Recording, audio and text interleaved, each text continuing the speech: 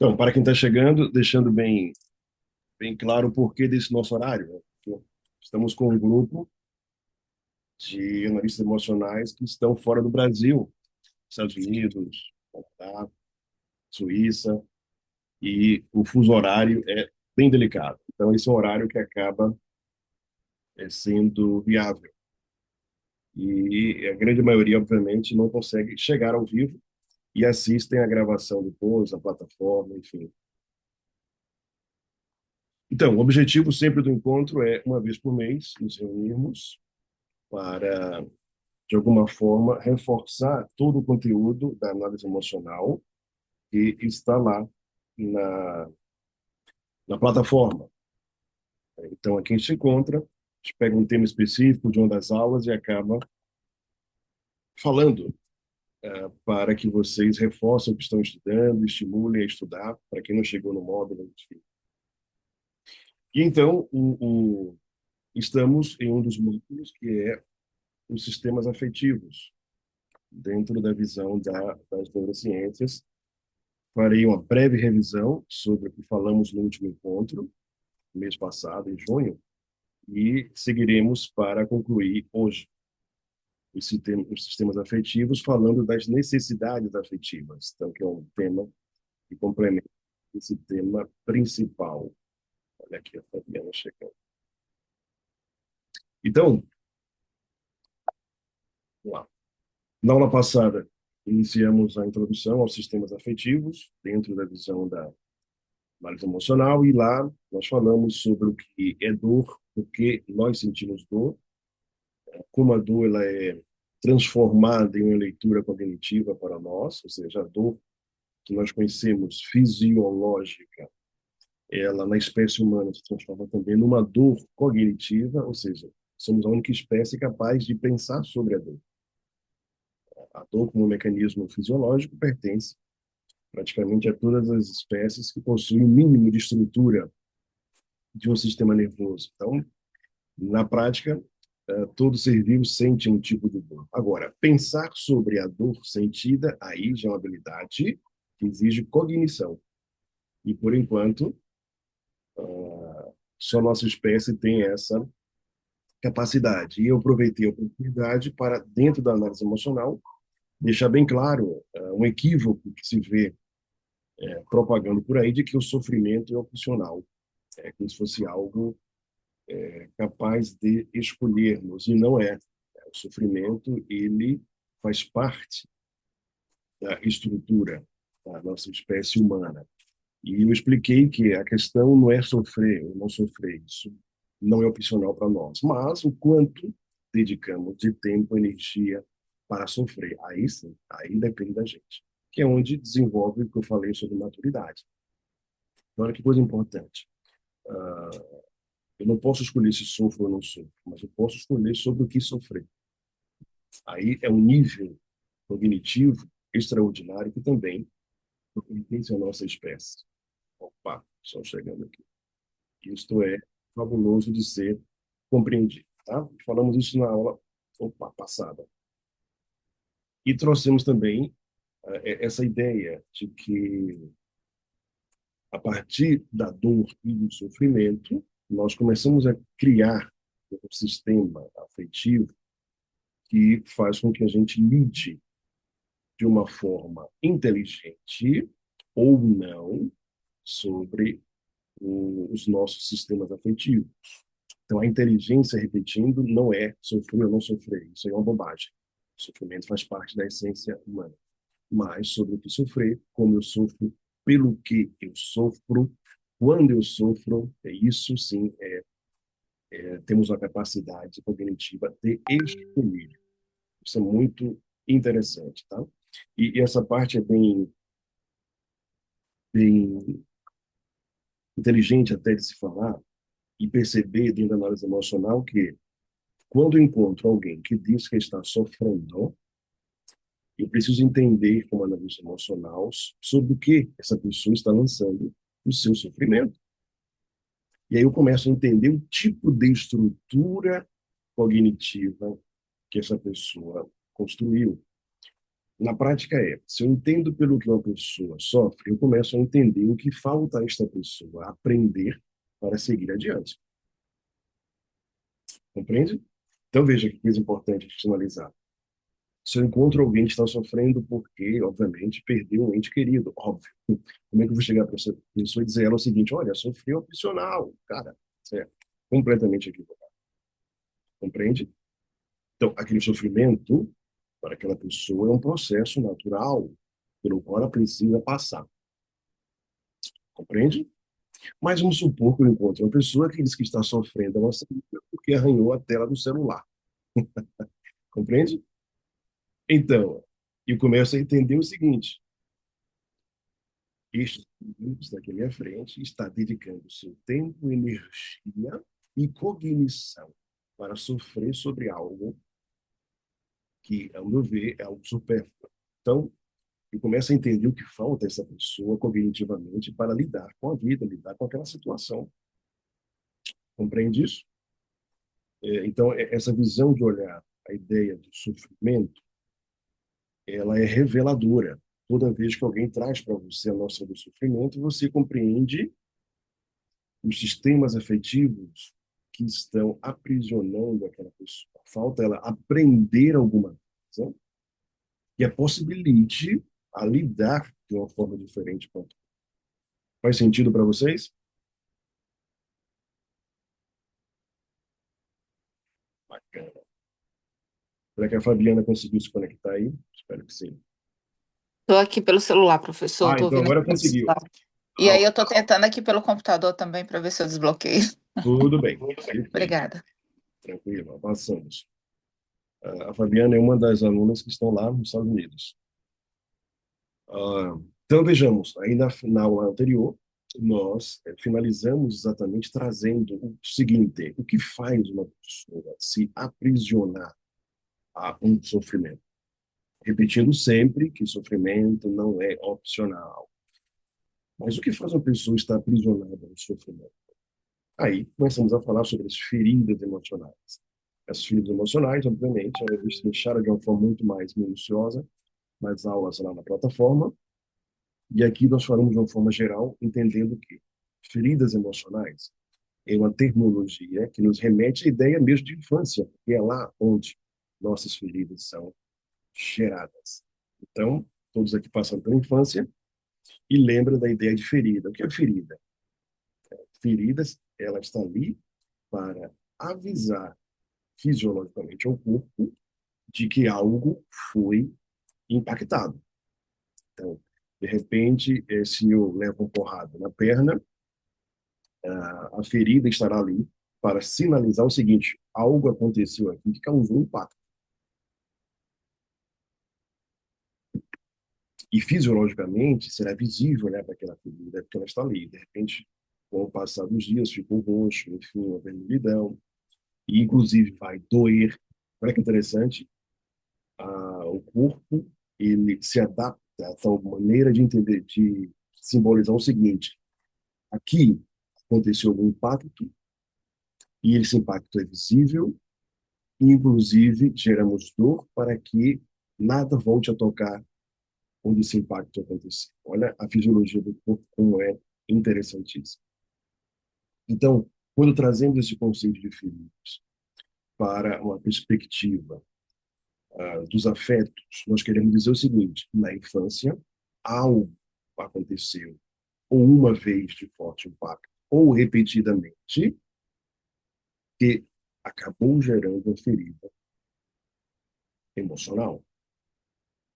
E a ferida, se ela não foi cicatrizada, ela está lá ainda latente para dizer o seguinte: continua aqui comigo. Entende? Olha que interessante. A ferida está ali ainda. O que significa que se algo voltar a tocar aquela ferida, ela vai novamente voltar a doer. Consegue compreender essa analogia?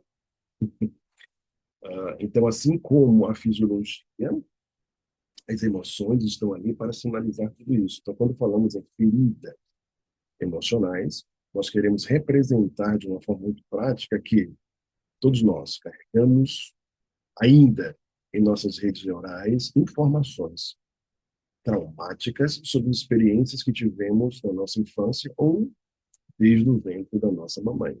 E hoje, que já somos adultos, essas feridas continuam lá. E por que continuam lá, Jailson? Porque elas não foram resolvidas. Simplesmente demos um jeito de continuar vivendo, continuar crescendo, mas sem resolver muito bem aquilo. E na vida adulta, essas feridas se tornam evidentes para quem tem uma percepção treinada. É isso, inclusive, que a análise emocional promove. Conhecer a tal ponto de olhar para alguém e perceber, identificar o que ela carrega ali de traumas, que ela carrega de informações ainda equivocadas, quais são as feridas emocionais que aquela pessoa carrega. Como é que eu sei isso, gente? Simplesmente aprendendo e depois observando. Então, as feridas emocionais, como já trouxemos, elas são seis: a abandono, a rejeição, a crítica, a traição, injustiça e superproteção. E perceba que todas elas estão fundamentadas na nossa infância, pelas experiências que tivemos lá. Ou seja, nós, enquanto crianças, enquanto seres de informações, tivemos certos tipos de experiências que acabaram gerando em nós uma, duas, três. Eu costumo dizer que temos todas elas em níveis diferentes. E, obviamente, uma será muito mais latente, mais forte, que é aquela ferida que me acompanha de uma forma muito mais impactante. E isso é importantíssimo a gente entender. A visão que a análise emocional está buscando desenvolver é quem lida com pessoas, quem se predispõe a desenvolver pessoas, quem se predispõe a cuidar de pessoas, precisa ter essa visão ampla de que, ao cuidar de alguém, ao desenvolver alguém, se eu não tiver esse conhecimento alicerçado, eu não conseguirei desenvolver, eu não conseguirei cuidar adequadamente daquela pessoa. Um exemplo que sempre trago, por exemplo, tem gente aqui do mundo corporativo, quando a empresa, de repente, vai aplicar feedback nas pessoas. Então, obviamente, na minha visão, é inconcebível eu querer aplicar um feedback em uma pessoa sem compreender o tipo de ferida emocional que ela carrega. É inconcebível, porque a minha boa vontade, talvez, em aplicar um feedback para ajudá-la, vai ser um desastre, talvez, para aquela pessoa. Uma pessoa que carrega uma ferida emocional, por exemplo, crítica, nossa senhora, de rejeição, né, vai ser um desastre o feedback, por melhor intenção que você tenha com aquela pessoa. Entende? Então, eu fico hoje olhando para o mundo corporativo, e o Mário tem ajudado muito essa visão, aqui dentro da análise emocional, como é que o mundo corporativo hoje está em choque. Por que em choque? Porque ele descobriu que as ferramentas que antes existiam hoje não resolvem muita coisa. Eles passaram a fase da mecanicidade.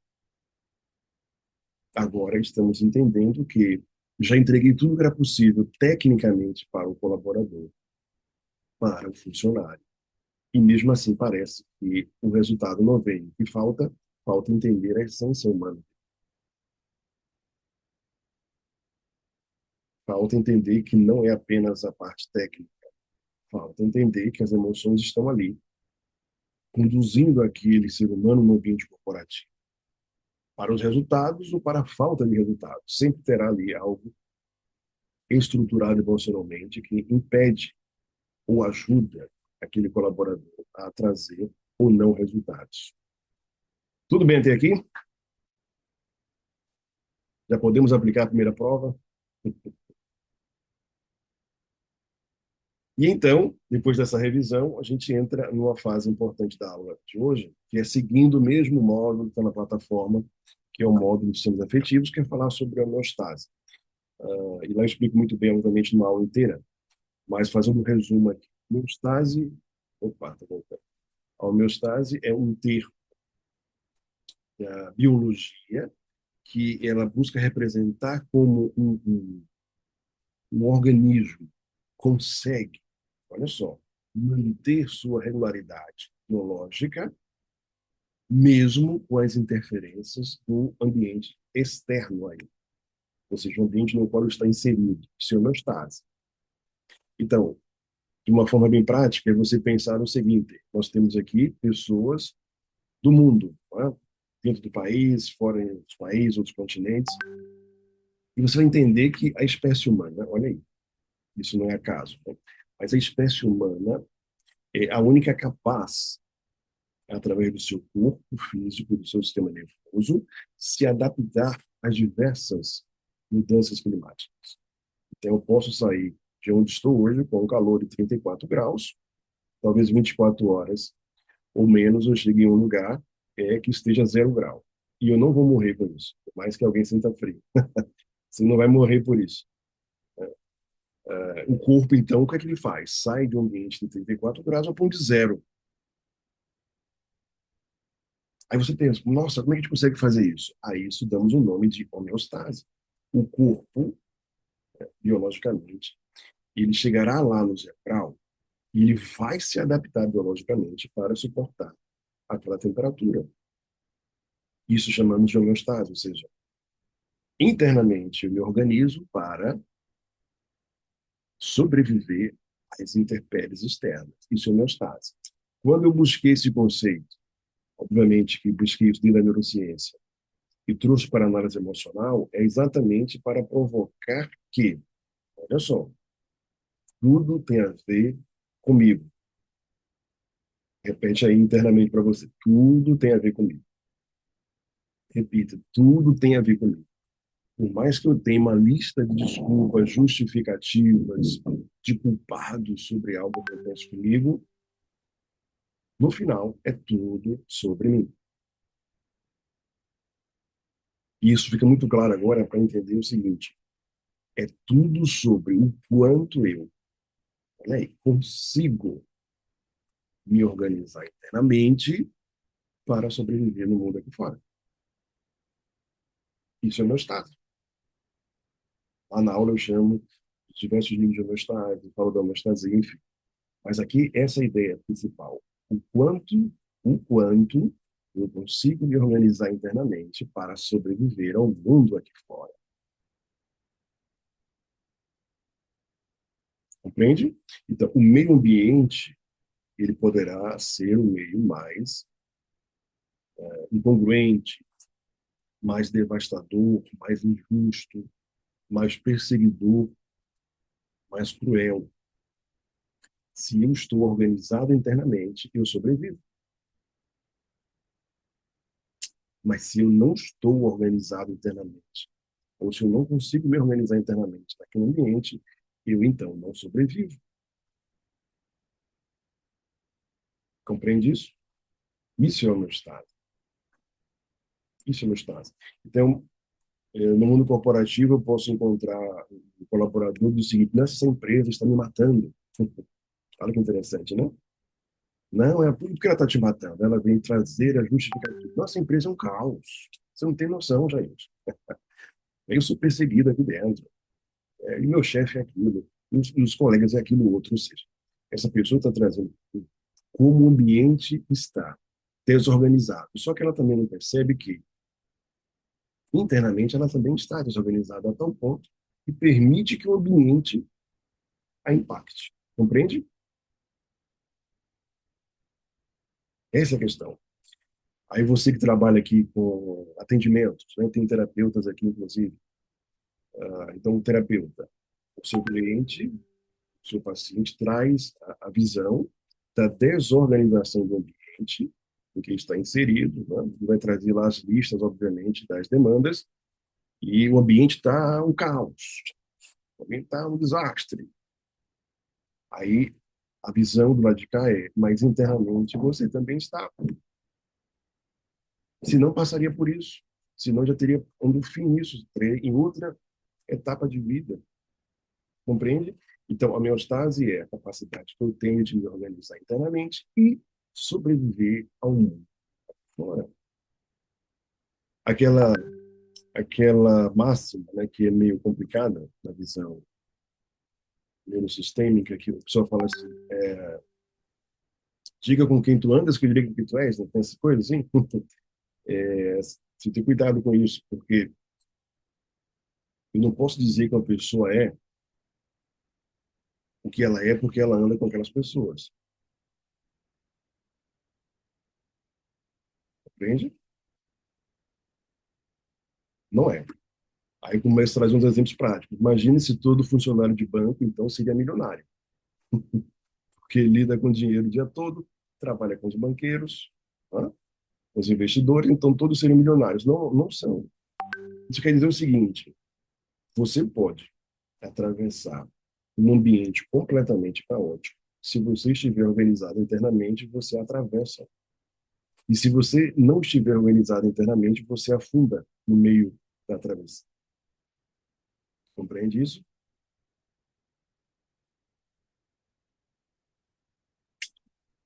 Então, o nível de organização interna vai definir como você e eu nos, iremos nos adaptar, nos organizar também externamente para sobreviver.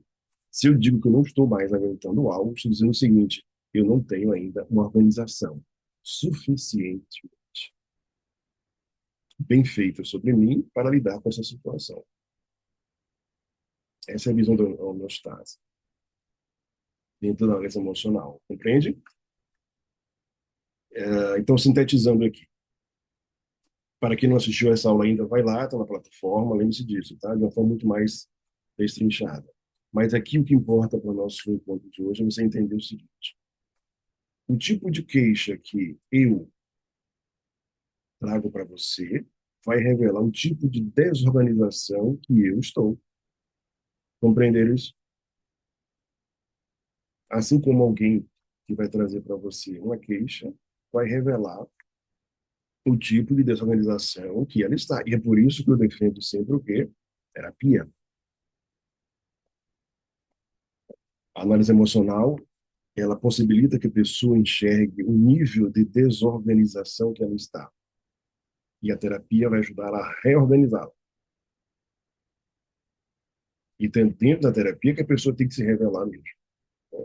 Então, na terapia, eu costumo falar para os pacientes: podem explodir comigo, podem vomitar suas questões, não tem problema não. Estou vacinado contra isso. Por quê? Porque dentro do ambiente terapêutico, que eu preciso dar àquela pessoa a oportunidade de ela vomitar o que não consegue lá fora. Quem não se cuida, vomita lá fora e dá merda. Se expõe. Imagina alguém explodindo no ambiente corporativo. Ou será demitida, ou será, obviamente, punida, ou receberá um processo. Tá? Alguém que explode com um cliente da empresa, compreende isso? Deveria ter esse cuidado para explodir dentro de um ambiente controlado, que é um ambiente terapêutico. Assim, essa semana, inclusive, uma cena lastimável para quem está no Brasil, que foi aquele pai, se vocês viram, vai lá no Paraná, aquele pai que deu um chute no rosto da filha de 3 anos. É inacreditável a gente pensar nisso como espécie. Tá? Mas aquela cena é abominável, que revela o seguinte: olha onde aquele homem está vomitando a sua falta de homeostase, a sua falta de organização interna na filha de 3 anos.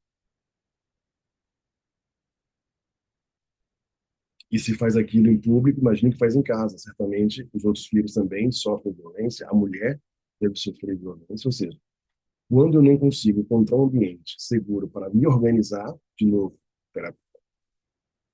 eu acabo colocando isso no mundo da pior forma possível. Faz sentido para vocês?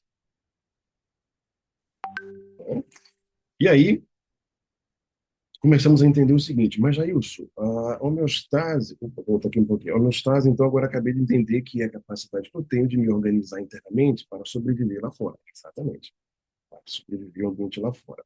Então, essa homeostase, minha gente, ela acontece de uma forma autônoma. Anota aí que vai cair na prova. De uma forma autônoma. O que significa autônomo? Que você não precisa parar para pensar sobre a homeostase. O seu próprio corpo, o seu próprio sistema nervoso, o seu cérebro, vai fazendo essa adaptação de forma autônoma enquanto você está vivendo aquela situação. Compreende? De uma forma autônoma. Então, quando eu dei aquele exemplo da temperatura, olha só, eu saio de um ambiente de 34 graus, pego um avião, chego num ambiente de 0 grau. Eu não preciso parar para fazer essa homeostase. O meu corpo vai fazer isso de uma forma autônoma.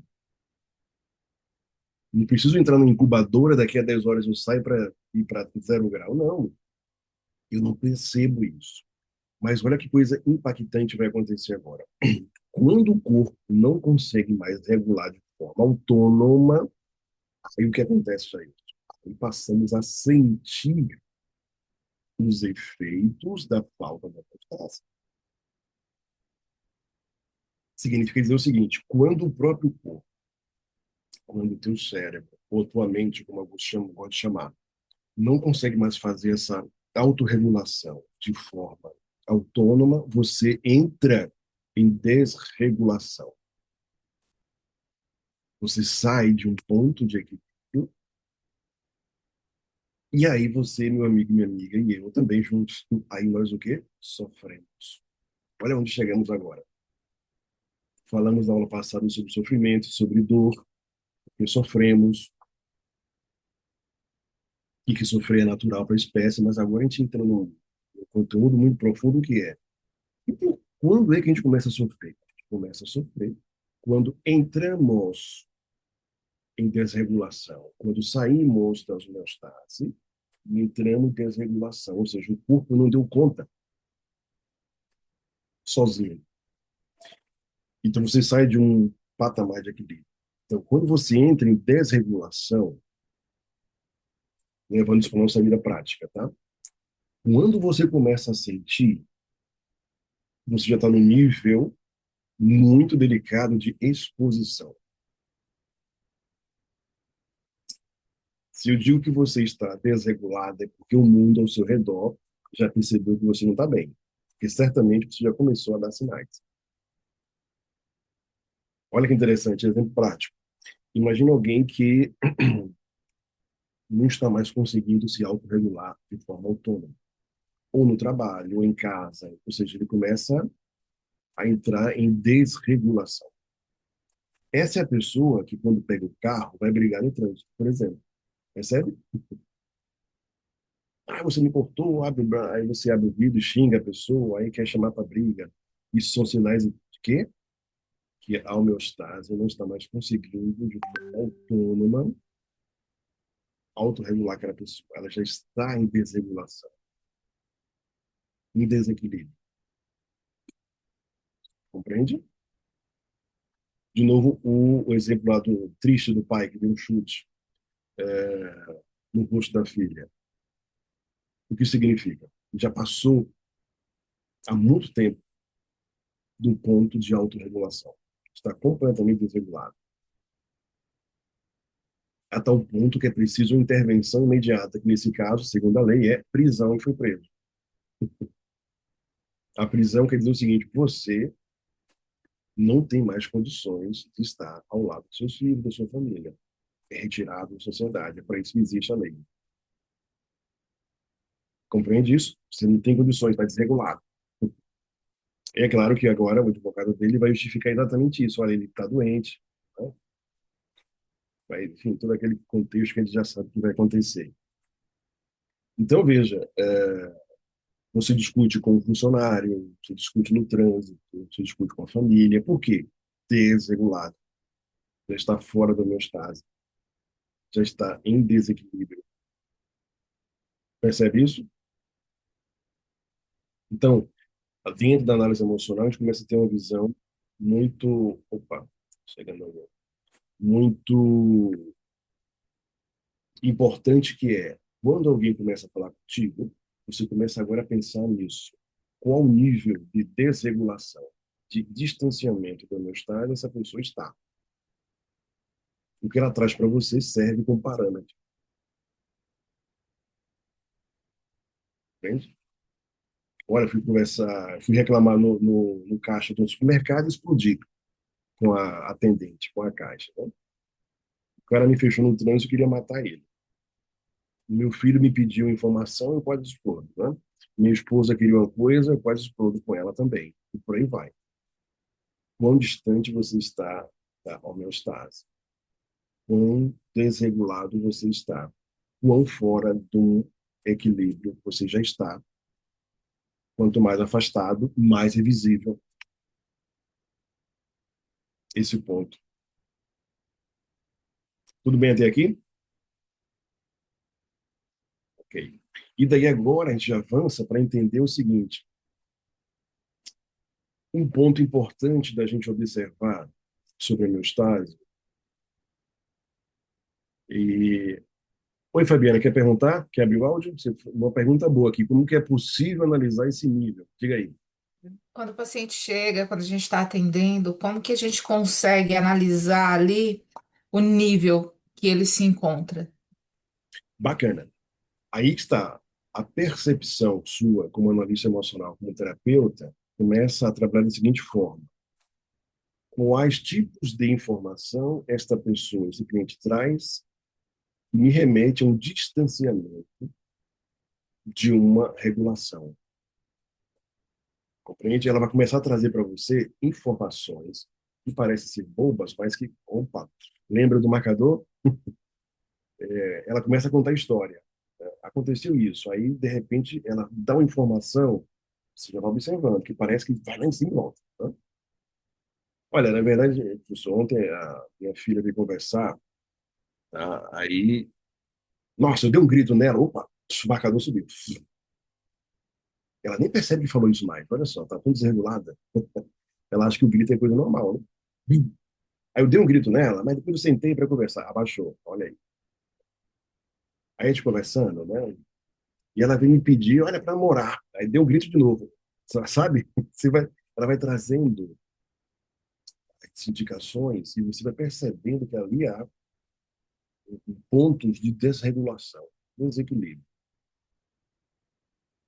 E as coisas. Entendi. Então é aquele nível, aquele tipo de pessoa que não consegue ter uma conversa plena, calma, ele sempre está tendo esses picos de alteração de grito, de, né, explosão. Ok. Exatamente, exatamente, né? E a pessoa, Fabiano, sua pergunta é fabulosa. E lembre-se, a pessoa acaba não percebendo isso. Ela já entrou num processo de repetição desregulada que parece que é normal. Então é muito comum, eu vou usar sempre dois exemplos, corporativo, terapia, que é o meu público aqui. No meio corporativo, você vai perceber alguém que fala como se estivesse gritando. Já viu isso?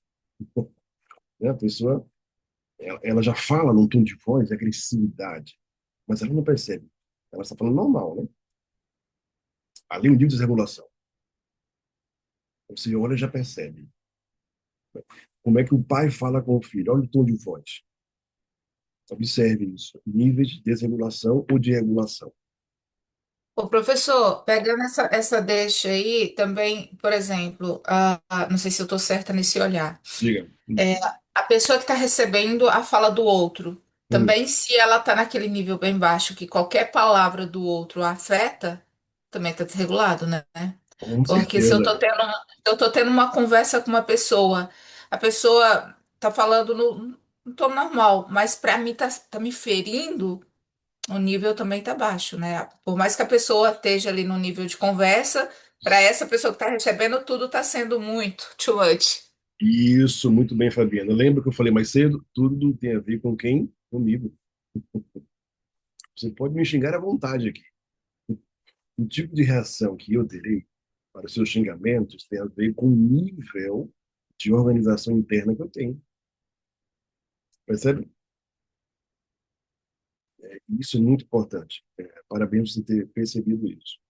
Então, como a Fabiana trouxe, o tipo de forma que a pessoa recebe o que você envia para ela é um indicador. Você vai perceber que está falando de uma forma tranquila com a pessoa alguma coisa e a expressão dela é de nojo, por exemplo. O que é que o corpo está dizendo com aquilo? Não aceito, né? Não aceito aquela informação. Então ela retruca, enfim. Então tudo, a sua pergunta primeira foi fabulosa nesse sentido.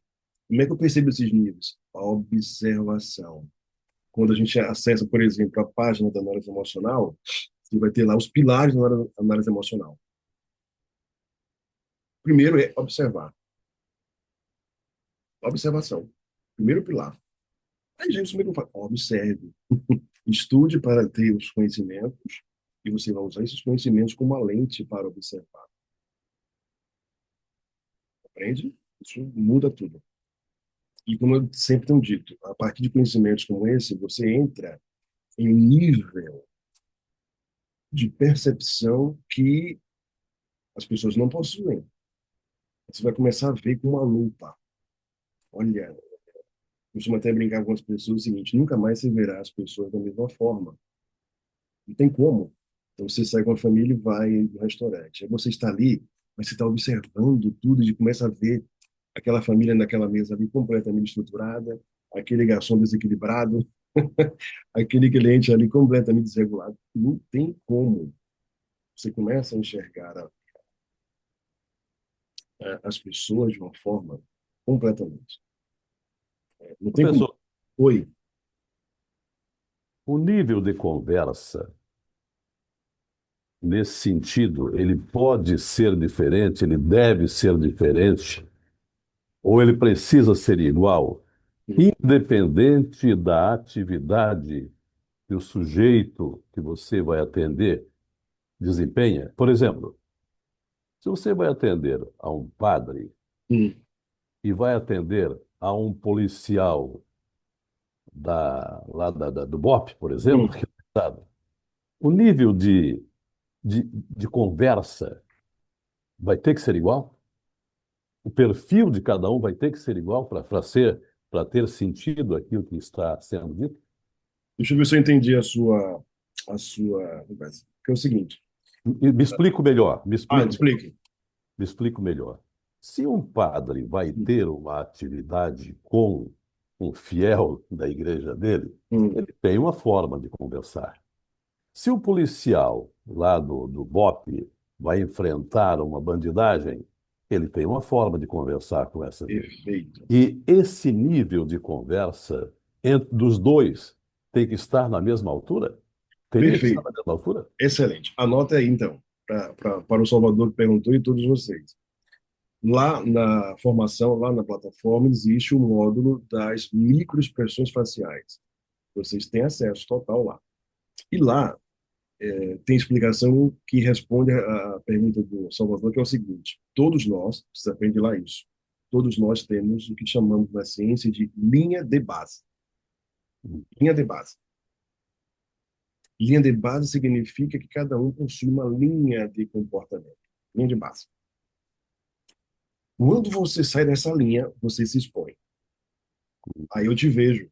Aí eu capto onde você está ferrado. Entende? Então, é o que o Salvador falou. Vou tratar igual? Não. Se eu pedir para vocês pensarem o seguinte: o que é que você espera de um padre falando, por exemplo? Uma pessoa serena, né, que transmite o quê? Sabedoria, não é assim? Pessoa calma, para transmitir paz do espírito para as pessoas. Então, é assim, essa é a linha de base de um padre que você imagina, concorda? E se Certo? esse padre vem falar contigo? De repente começa a gritar, né? Então, o que aconteceu? Ele saiu o quê? Da linha de base dele, e aí fica evidente que ele está desregulado. Saiu da homeostase, percebe? O mesmo de um policial. O que é que a gente espera de um policial abordando um bandido? Será que vai ser com paz de espírito? Não, né? Ele vai estar numa linha de base que é natural dele, né? Impor respeito, impor ordem, força. Agora imagine que numa abordagem policial, o policial começa a chorar. Opa, saiu da linha de base dele, está acontecendo alguma coisa. Tem, está acontecendo alguma coisa. Inclusive, essa pergunta me lembrou de um filme, o nome dele é bacana. Eu sei que é um bandido que ele começa a ter amnésia. Não sei se vocês lembram desse filme, esqueci o nome agora. Exatamente, ele vai matar, que a função dele é esse, né, no filme. Ele é um assassino e começa a ter lapsos de memória. Então, no meio do crime, ele tem pena da vítima. Olha que interessante. Então ele saiu da linha de base dele e não mata. Ele é pago para matar. Ele deixa de matar porque ele desregulou. Compreende? Então, Salvador, a gente olha para a linha de base da pessoa, o que é que eu espero disso? Se sai daquilo ali, já entendemos uma desregulação. Um Ok. chefe que grita, imagina assim, um chefe, um líder que grita, é um líder fora da homeostase, desregulado. E, obviamente, um líder desregulado terá sua equipe como, adivinha? Já que ele é referência. Assim como o padre que você trouxe, um pastor. Se um pastor, o padre, né, está ali desregulado, imagina como é que está a igreja dele, né? Os que o seguem. Compreende? Isso aí. Obrigado. Assim? Muito boa Obrigado. pergunta aí. Show de bola. Então, percebe, a gente começa a sofrer quando a gente entra em desregulação. O sofrer, o sofrimento, que é um processo natural, ele se torna agora, talvez, um problema, porque desregulado estou e me aprisiona no sofrimento. Excelente perguntas, hein, vocês? Parabéns, né? Sigamos. E agora a gente entende o seguinte, sobre a tensão e distensão. Olha que coisa linda agora. Dentro da homeostase, que a gente aprendeu que é a capacidade de quê? Se auto-organizar, se autorregular internamente, para lidar com o quê? Com o mundo lá fora, com o ambiente no qual estou inserido. Agora pensa comigo. Aprendemos há pouco que a homeostase, ela se dá de uma forma que autônoma. Lembra? A gente não percebe o que está fazendo. Mas agora, a gente traz dois conceitos que começam a sinalizar que estamos nos desregulando. É o conceito de tensão e distensão. Olha que coisa interessante. Em visão da análise emocional, tensão, ela vai acontecer quando eu me submeto a situações que exigem de mim, olha só, o que não é natural, meu. Situações que exigem de mim o que não é natural meu. Então, imagina que eu estou falando com vocês, para quem me conhece, sabe a minha linha de base. Né? Quem me conhece, quem me acompanha já sabe, eu estou na linha de base, como todo mundo tem aqui. Imagina que você me encontra em algum lugar gritando. Né? Estou ali o quê? Em desregulação. Concorda? Putz, nunca vi Jailson assim, cara. Gritando assim com as pessoas, falando alto, de forma agressiva, tá desregulado o Jailson. Só que agora você aprende uma coisa mais impactante ainda que é, além do Jailson, naquele momento, certamente está desregulado, fora da sua homeostase, o Jailson também está em tensão, estado de tensão. Ou seja, para eu praticar algo que não é meu, eu entro em tensão. Fico tenso, literalmente tenso, a palavra é essa, tá? Musculatura tensa, tenso, energia extrema. Então, quando eu estou fora daquilo que não é meu, eu fico tenso, fico pesado, fico rígido. Olha que coisa interessante. E não só o corpo físico, mas também o cognitivo, a mente. Fica tensa, pensamento lento ou acelerado, mas sem espaço para pensar direito. Fico tenso, fico tenso. Desde o corpo, eu percebo rigidez. Olha que interessante olhar isso nas pessoas agora, tá? Rigidez física. Rigidez física. A pessoa está ali, talvez, falando, esteja numa reunião, você olha, está tenso, o corpo, né? Mandíbula, né? A fala parece que está contendo uma raiva ou coisa parecida.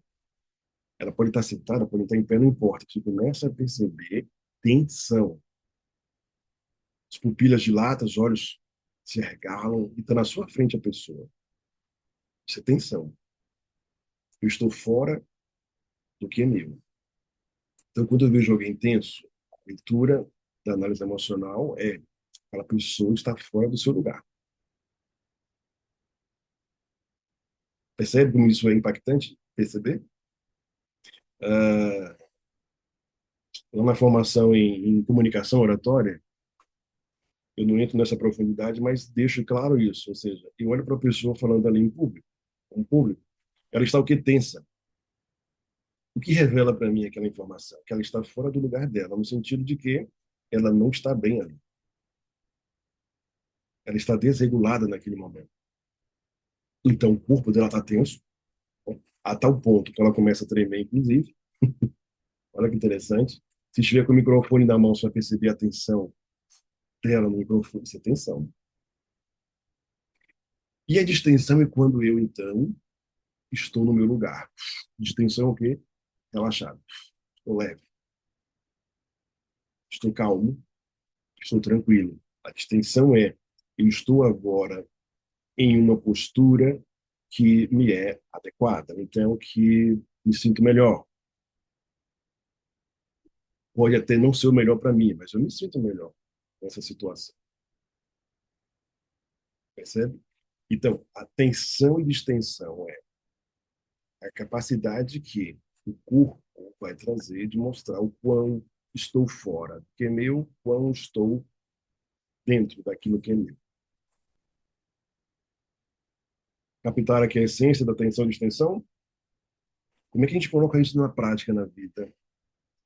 Obviamente na nossa própria vida, na vida dos nossos clientes, das pessoas que a gente desenvolve. Tensão, você vai perceber, olha que coisa importante.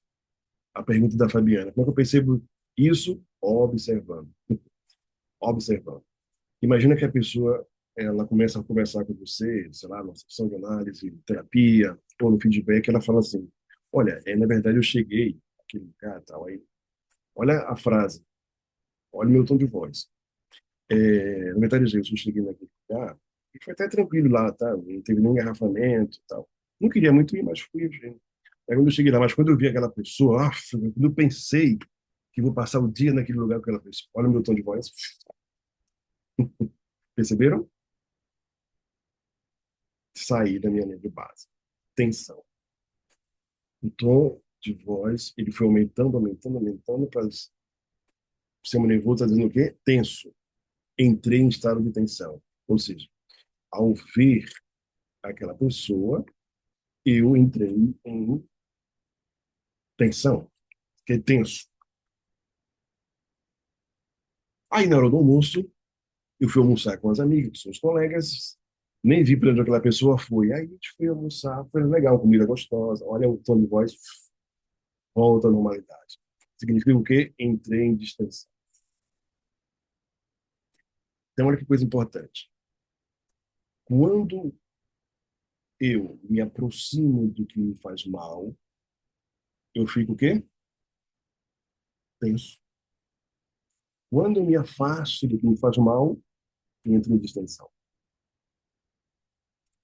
Aqui, Fabiana e colegas, biologicamente estamos usando o próprio corpo para identificar o que não é bom para a gente.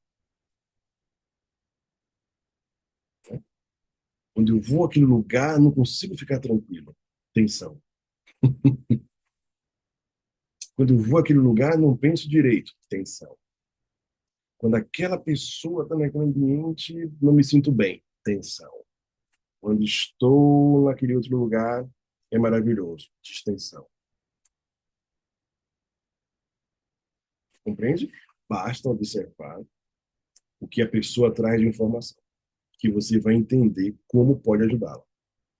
Tensão, distensão, tensão, distensão.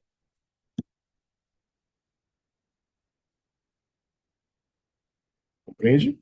Então, se a pessoa te conta como foi o dia dela, você vai perceber que ela sai da linha de base dela, entra em tensão, aí volta em algum momento para a normalidade. Que momento é esse? Ela está com quem? Ela está onde?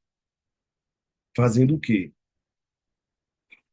Compreende? Você começa a identificar o que aquela pessoa está vivenciando a tal ponto de prejudicar o seu estado e provar que ela não está bem.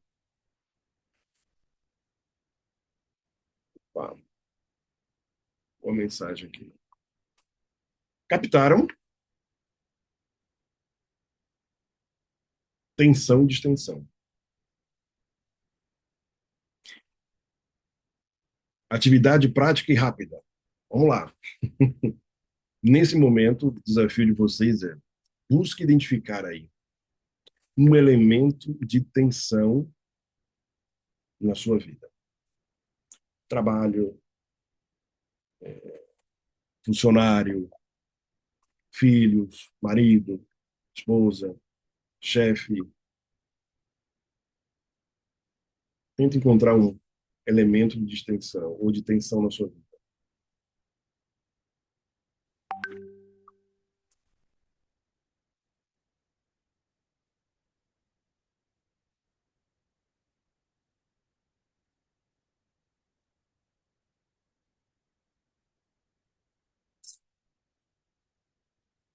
Captaram?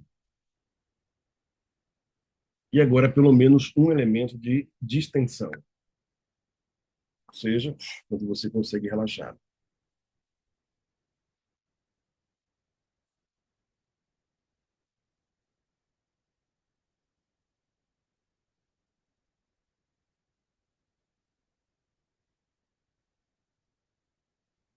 E de uma forma prática, agora você percebe o seguinte: se você identificou um elemento de tensão e outro de distensão, de 0 a 10, quanto você se expõe ao elemento de tensão durante o seu dia? De 0 a 10. Quanto você se expõe ao elemento de tensão que você identificou? 0 a 10, dá uma nota aí. É a primeira nota que vem. O sistema nervoso já sabe. Não precisa pensar, não. E, de 0 a 10, quanto você se expõe em um dia ao elemento de distensão?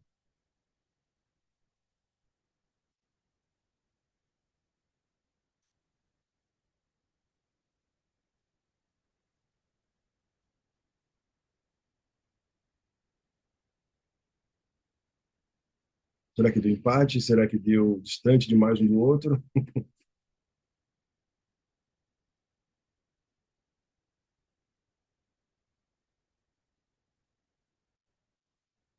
E aqui voltamos a um ponto importante que falamos lá no início da conversa de hoje, que é tudo é sobre mim. No final, tudo é sobre mim. Ou seja, se eu olhar para o ponto de tensão que eu identifiquei, é óbvio que se eu pedir a vocês, faça uma lista aí desse ponto, você vai vomitar em cima dele. Né? Tudo que esse ponto é ruim, tudo que ele tem de pior. Não tenha dúvida. Só que quando a gente remonta lá ao início da conversa de hoje, a gente dizer o seguinte: mas peraí, tudo é sobre mim, caramba. Se tudo é sobre mim, agora no final da nossa conversa, a gente começa a entender o seguinte: isso que me causa tensão, que eu identifiquei, isso que me causa tensão, se deve, olha lá, a minha desorganização interna que impede que eu lide com essa tensão.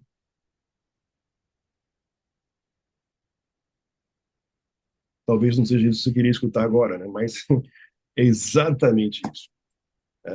O elemento de tensão não muda, ele não vai mudar.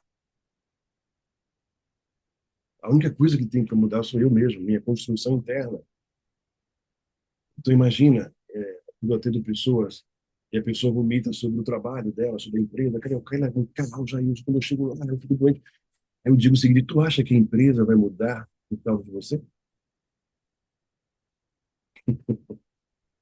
Tu acha que a empresa vai mudar tudo só para fazer você se sentir bem, se sentir melhor? Professor, posso fazer um questionamento? Pois não, senhor. Eu anotei como ponto de tensão Hum, uma reunião de condomínio. Quem vai a uma reunião de condomínio sabe, às vezes, quanto é tenso. uhum, Bom, não acontece todo dia, uhum. mas o efeito de uma reunião de um condomínio se estende dependendo. O meu questionamento é o seguinte: tem a ver com a minha posição? Se eu não me posiciono sobre determinado item, eu posso ficar tranquilo e desimpedido. Hum, Se eu me posiciono, eu posso contrariar, não só na reunião de condomínio, como em outras atividades. uhum, Então, como é que eu, como é que eu devo fazer isso? Não me posicionar? Quer dizer, basta eu me posicionar e a tensão vai acontecer, ok, ok? sim.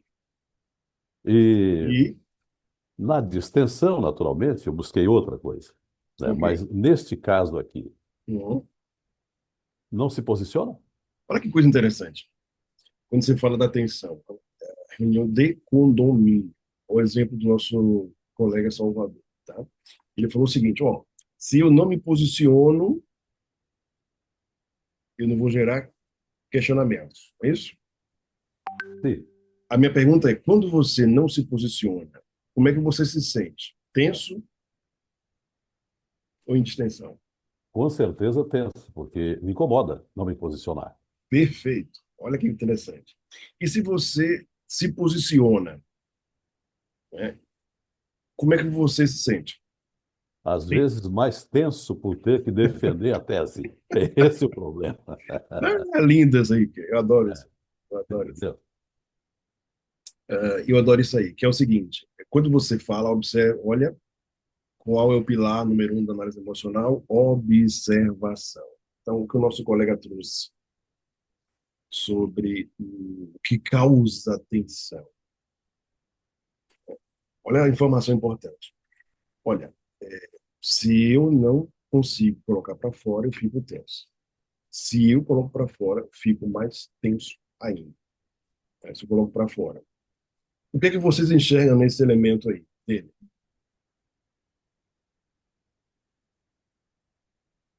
Alguma sugestão? Alguma percepção? O que vocês acham que acontece aí? Se eu fico calado, fico tenso. Se eu me posiciono, talvez eu fique mais tenso ainda.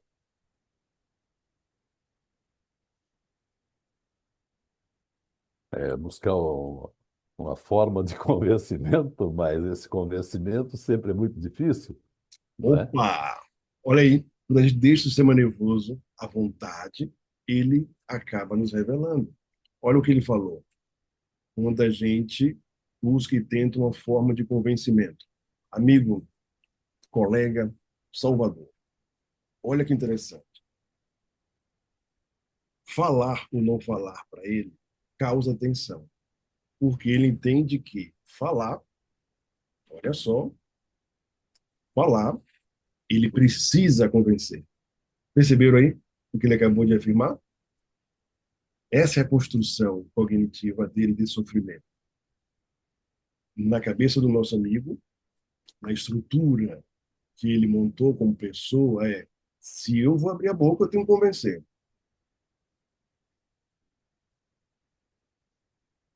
Olha que coisa interessantíssima, né? E tem um Se eu não detalhe, convencer, olha aí, se de viu, lá vier professor? Tem um detalhe aqui. argumentações, Desculpa questionamento, a intromissão, só para acrescentar, o seu sim, raciocínio ficar melhor ainda. Talvez eu tenha esse tipo de questionamento pelo fato da profissão que eu exerço também no dia a dia. Quando eu falo, por exemplo, eu estou lá na emissora, eu falo para as pessoas e não tenho a reação delas. Então, mesmo que eu tenha dito qualquer coisa que eu possa estar tenso, no momento que eu falei, olha, deu. Ninguém vai me questionar, ao menos pessoalmente, vai ficar na cabeça deles. Mas no caso aqui de uma reunião, as pessoas estão ali. sim, E ali eu tenho que fazer um segundo convencimento. que coisa linda. Pois é. Perfeito. Diga aqui para os colegas qual é a tua profissão Eu sou jornalista e radialista. E e, tenho muito mais atividade no rádio, traduzindo, ele é um falador, no falador. tá? Ele não é um ouvidor, é um falador. Exatamente. Então, quando eu disse o seguinte, olha como o nosso colega construiu cognitivamente a mente dele. Ele acredita que falar, se posicionar, é convencer. Que se ele falar e se posicionar e não convencer, há um problema aí. Aí é onde nasce a tensão. Então, como é que a gente ajuda o nosso amigo? exatamente começando a entender que a comunicação, ela não se baseia em convencimento, mas em posicionamento. Muda tudo. Então, amigo Salvador, agora numa reunião de condomínio, você não está lá para convencer ninguém, mas para se posicionar diante de um problema, de um assunto qualquer. O que significa que, ao se posicionar, há pessoas que irão concordar com o seu posicionamento, há pessoas que irão discordar com o seu posicionamento, e está tudo certo, porque o seu papel ali não era convencer, era se posicionar. Jailson, Oi, licença, bom dia, bom dia, licença, boa tarde, gente. E boa. ele trouxe na fala dele, logo no início, uma necessidade que ele trouxe de sustentar. Se eu me posicionar, eu tenho que sustentar. Se eu E preciso sustentar, eu preciso de controle. que coisa linda. Para bem, Marleide, Marleide. Só que tem uma diferença entre eu ser um morador e um Sim, síndico, sim, não tenho dúvida, não tenho dúvida. entendeu? Sim. E algo mais lindo, acho que a gente vai descortinando as informações. Né? Que interessante. O papel do síndico ou de qualquer líder não é de convencimento, é de posicionamento, de novo. Tá? Até porque o líder não decide nada. Quem decide é a convenção, quem decide são os moradores. Agora, o síndico, ele pode e deve, inclusive, ter um posicionamento, mas a decisão não é do síndico, é decisão colegiada.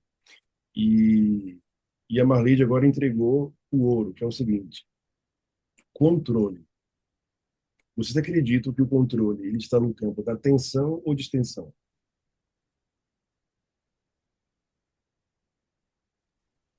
Controle de quem? Oi? Controle, controle de quem?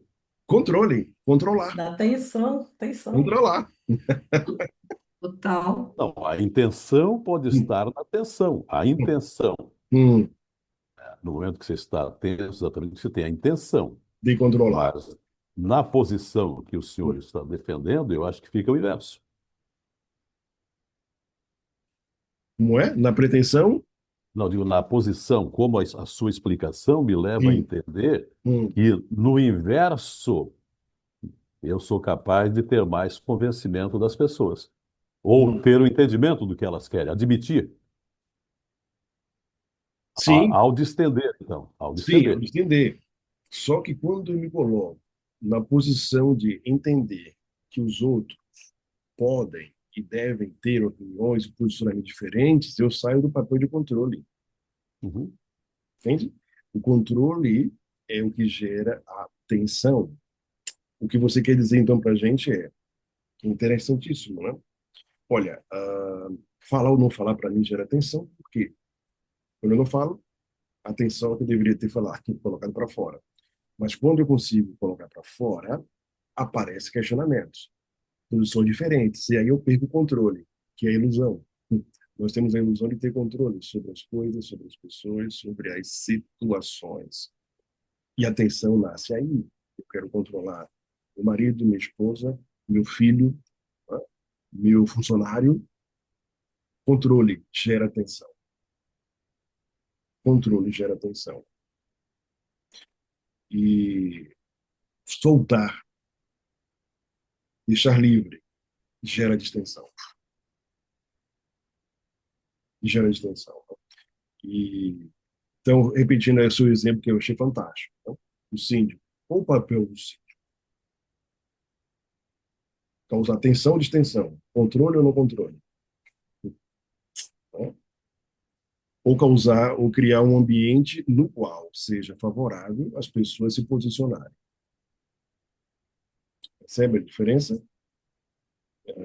Então, a tensão, ela sempre vai nascer quando estou fora do meu lugar, lembra? E ter controle é estar fora do lugar. Por quê, gente? Porque ter controle é uma ilusão. E para manter essa ilusão, eu preciso colocar o máximo de energia. Né? E isso gera o quê? Tensão. Porque você vai encontrar pessoas que acreditam que tem poder, tem títulos e tem poder na visão dela. Você vai sempre encontrar pessoas tensas. Por quê, Deus? Porque poder é uma ilusão. Você nunca vai encontrar uma pessoa de poder em distância. Outro dia eu conversava com um mentorando, e aí ele falava assim, porque o exemplo dele de vida era o Elon Musk. Era, já deixou de ser, porque eu fui dando umas porradas nele, e ele foi desconstruindo, né? E aí ele começou a entender o seguinte, o que essa pessoa que só tem dinheiro, ela é tensa ou distensa? Né? Aí ela foi entender, caramba, é tensa. Tudo que toca gera problema. Já perceberam? Abre a boca, gera uma discussão. Abre a boca, gera uma briga. Tudo é tenso. Ele é tenso. Olha a musculatura dele, a rigidez física. É tenso. Você não vê momento de paz, de relaxamento. Você não vê quem está ao lado dele relaxado. É tenso. Você já viu uma foto dele na praia com o filho, brincando? Não existe. Só se for montado, tá? Ou se for gravado com a intenção de gravar. Não existe momento de distensão. É tenso. A musculatura é tensa. Olha quando ele vai dançar, é tenso. Não tem flexibilidade corporal, é tenso. Então, assim, as ilusões que a gente tem, né? Olha os ditos aí poderosos, né? Tensão ou distensão? Olha para os ditadores que temos no mundo. Tensão ou distensão? Olha para os presidentes, olha para os políticos. Vocês veem distensão na política? Alguém leve, fluido. Tensão, por quê? Porque eles precisam a todo momento usar energia para manter-se no poder, manter-se, eles acham que é controle, e isso suga energia. Isso suga energia. Né? Captou? Excelente exemplo aí, amigo Salvador. Muito bom. Obrigado, professor. Eu que agradeço, nós agradecemos, né, por compartilhar com a gente. Percebe? Tensão e distensão. Então, resumindo, olha só. O que me causa tensão revela o que eu tenho desorganizado internamente. Eu sei que não queria ouvir isso, né? Quem está acordando agora aí, nos Estados Unidos, aí, Canadá, se você ouvir isso de manhã cedo, ou quem acabou de almoçar aqui no Brasil, enfim. Mas é isso, a tensão é um indicador de que estou diante de algo não resolvido internamente. Então é tenso. E a distensão revela o tipo de elemento que de alguma forma me faz me sentir em um momento de maior fluidez. Basta saber se isso é bom para mim. É outra questão. Mas, enfim, a distensão, ela revela o tipo de coisa que talvez te coloque em estado de maior fluidez. Isso aqui no campo profissional é interessantíssimo a gente ver. Tá? No mundo corporativo, eu vou encontrar pessoas capazes de muitas coisas, mas completamente tensas. Elas estão fora das suas áreas. Elas, aí ela se revela em outro lugar, em outra área, mesmo dentro da própria empresa, né? Ela se revela de uma forma assim, extraordinária porque ela entra em uma distensão, em um lugar que ela consegue se revelar. Ela consegue fazer algo que faz parte da sua essência de uma forma muito fluida. Entende? Então, essa noção de distensão e tensão. Toda vez que a gente se aproxima do que faz mal, tensão. Se afasta, distensão. Toda vez que eu tento controlar, tensão. Toda vez que eu solto, distensão. A noção da guerra, para não esquecer, o cabo de guerra, lembra aquela brincadeira? Tensão. Quem ganha, quem puxa mais. Olha que interessante. E aí ele tem até uma frase que é interessantíssima, né? Às vezes, o mais inteligente é soltar a corda. Já viram essa? É uma desconstrução da brincadeira do cabo de guerra que chama, não? Às vezes, o mais inteligente para se vencer é solta a corda. Deixa os outros lá se acabando, lá presos à corda. Né? E você entra em fluidez, extensão. isso não é meu, isso não é meu, isso não é para mim. E as coisas fluem. Combinado, meus amigos e amigas? Valeu a pena o nosso encontro de domingo, para que conseguiu estar aqui. Como eu falei, a maior parte assiste gravado, mas eu gosto desse momento ao vivo, né? Daqui vai para a plataforma, daqui vai também. A equipe deu uma sugestão bacana que a gente vai assumir a partir desse mês. Eles vão colocar também no YouTube, que acaba abrindo, né, espaço para que as pessoas tenham acesso. E repetindo, aqui é um momento de uma conversa, de um bate-papo que estamos fazendo, de trazer questões que o Salvador se permitiu trazer, e toda a fundamentação, todas as aulas continuam lá na plataforma. Combinado assim? Alguém quer falar alguma coisa? Posso aplicar a prova? A presença aí de quem participou, Jackson Douglas, um abraço, meu irmão. Um abraço, tamo junto, Jailson. Estamos juntos sempre aqui, Salvador, Fabiana. Olha, o Obrigado, Sandro está professor. aqui também. Um abraço, Sandro. Mais um que está nos Estados Unidos. A Regiane também está aqui, Karine, bacana, Iraci. Mas fica assim, será em agosto e você pode trazer até 4 convidados. Então, sinta-se à vontade de convidar quem precisa escutar sobre isso. Tá bom? Será uma honra recebê-los aqui. Beijo grande, cuide-se. Gratidão, gratidão, um Obrigado. beijo, um abraço. Muito bom. Um abraço a todos. Valeu, tchau, tchau. Tchau.